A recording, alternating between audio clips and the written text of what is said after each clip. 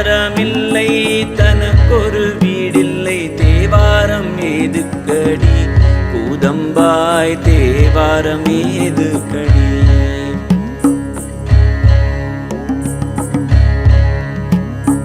என்றும் அழியாமை எங்கும் நிறைவாகி நின்றது பிரம்மமடி. Two major problems we all face are identity crisis and self-doubt. And self-doubt especially plagues us women. So, what advice can you give us? Doubt is a very good thing. Only a fool is dead sure of everything. You know? Only idiots are dead sure of what they're doing. Either you must be an idiot or you must be a fanatic. Then you're dead sure. Otherwise, every moment there's a doubt about everything. It's a good way to live. Doesn't it conflict with confidence, self-confidence? See, we'll come to that. Doubt means you have an active intelligence, constantly looking at everything of all possibilities, because there is nothing here in the world which is 100% yes or 100% no. You're always looking for pluses and minuses and seeing how to gather more pluses and act. Is there 100% plus in the world or is there 100% minus in the world? There's no such thing. Is there anybody here who is 100% plus or 100% minus? Absolutely wonderful and absolutely nasty? No. They are like that. So, this is always there. Only thing is, doubt is good. You must encourage doubt within yourself. Otherwise, you will either become a fanatic or a fool, thinking you have attained to certainty. No, doubt is good, but you must be joyfully confused, okay?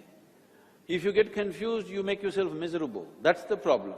If you're joyfully confused like me, you have no issue. Because you constantly nurtured confusion.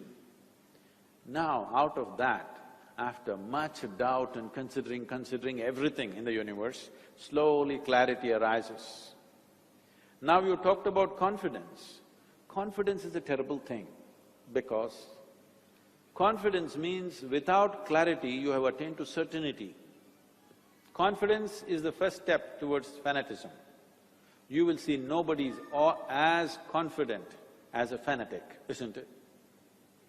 Because you become a one-track mind, you never question yourself, you never question your actions, you never question your thoughts and emotions. You just become certain. So, this kind of certainty is of no use. This will come because you believe something. You simply believe something. Believing something gives you confidence, but not clarity. But you will walk through the world, negotiate this world well, only when there is clarity, not when there is confidence. Confidence is a way of blundering through life. See, right now, if you want to walk through, let's say one of the rows between two rows, let's say your vision is not clear, but you have confidence, what will you do? Hello, please tell her. If somebody whose vision is not clear walks through one of these two, between these two rows, what will they do? They will step on everybody's feet, but they're confident. Right now, this is what is happening. People who believe in absolutism about everything, they are confident. They know they're doing the right thing and going to heaven. It doesn't matter what horrendous things they create. Yes or no? They are dead sure. I'm sorry, they're not dead, unfortunately. They are so sure that they are going straight to heaven. They know in which direction heaven is. You know, here, here. But the planet is round, you're sitting approximately at probably 12 degrees latitude and it's spinning, so if you look up, inevitably you're looking up in the wrong direction. That is not something that they will consider. They know this is the way to heaven. But the earth is spinning, always pointing in the wrong direction, isn't it? But they are dead sure, because they believe this is it. So confidence is a very bad thing that's been nurtured in people. What you need is clarity. Clarity needs working upon yourself. It will not come simply like that. That you express doubt about everything and consider and consider and consider constantly, slowly clarity will arise out of that. Because you see clearly, you have clarity. Confidence, you don't have to see clearly. Just like that, you believe you're right, then you're confident. Confidence is a terrible substitute for clarity. Please bring clarity into your lives. If you are a confident… oh, you're not an engineering manager. Management. If you're a confident manager without clarity, you will be a blundering fool with people. Yes, but if you have clarity, you don't have to claim you're a manager. Everybody will line up behind you to ask what to do next because they see clarity in you.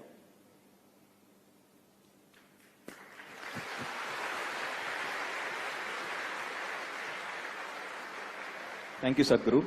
My next question is on courage or bravery. As a child, I've always heard that three important aspects of life are education, wealth and courage. In Tamil we say Kalvi, Selvam, Veeram. So as students of IT Madras, the education aspect is taken care. We also believe that the wealth part will be taken care once we graduate from IT Madras. Courage becomes a question mark. Could you give us some insights on courage?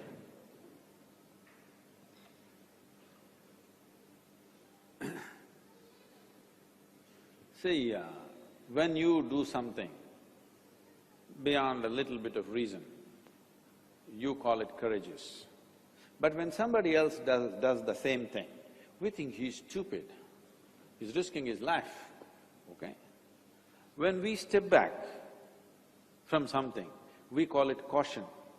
When somebody else step back, we say he's a coward.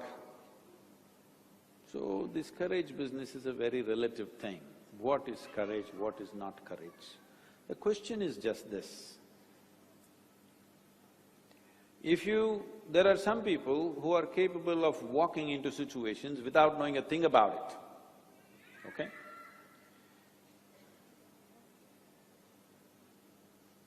But whether they can walk out of it or not is a big question mark. Again, I'm going back to the same thing. If you had absolute clarity about everything, you would know how to act in that situation or whatever that is. And you would largely know the consequence of that action. If it is a calculated effort and you took the action, it may succeed, it may not succeed, because there are many factors that you could have overlooked. But if you had enough clarity, the chances of success are much, much better. But if you just have this Veeram in you too much, okay? And you took steps because you're courageous. When things don't work, others will see that it was the stupidest thing to do. So you must understand, you will be attributed with all kinds of qualities, positive qualities, as long as you're successful. The moment you fail, people will see the same things that they said was courageous, they will say after 5 years, he is an utter fool. What a thing he has done to himself and to everybody. So the important thing is, the purpose of human action is success. It doesn't matter whether it's a big thing or a small thing that you do. If you… don't torture the children, huh? If you…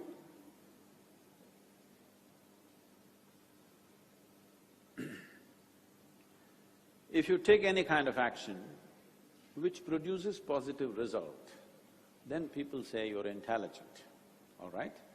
Maybe you're not, maybe it was just chance, but they will say you're intelligent because most of the world is not able to recognize anything other than success. It is not the best way to live, but that is the reality. This is what we have done to life, that we are too much result-oriented, not process-oriented. If our processes are right, results will come. But because we are in such a hurry for results, we are too result-oriented. Because of that, we build these kind of cities, which no process. Only I built my house, you built your house, everybody appreciated, clapped their hands and said, oh, he has got his own house. It's a disaster for the city, but I got my own house, all right? So, this excessively success-oriented society is dangerous because we will miss all the processes, we'll bypass processes and do things. Ad hoc it may succeed. See, anything will succeed 50% of the time, even if you don't know what the hell you're doing. Yes. If you're playing cricket, with your eyes closed also, if you swing the bat, you may hit it, all right? So 50% of the time, lot of things may happen by chance, but that is not what young people should depend on. You must build a process within yourself which is reliable. It doesn't matter, somebody approves it, disapproves it, whether the world approves it or disapproves it, whether it appreciates or depreciates, it doesn't matter. You built a solid process for yourself that it's always reliable for you. If you do this, if there's an opportunity in the world, maybe it'll become a big success, otherwise maybe it will be something like that, but you will have the beauty of always standing on firm ground within yourself, never struggling with anything that happens to you in your life. This is what you must build. Success in the world will come depending upon what the world is ready for. I was the same person 40 years ago, but at that time, everybody thought I'm no good. But today, they think I'm a great mystic, yogi, nonsense, whatever, okay? Not because they experience who I am, because everywhere it's recognized, they are also clapping their hands, that's all. So what the flock says, it doesn't matter. Have you built an appropriate process which has absolute integrity within itself? And clarity is the basis of your process. If you have done this, it doesn't matter whether the world accepts you or not. You are successful, because as a human being you're successful. You're successful in the world or not depends on what the world is ready for right now.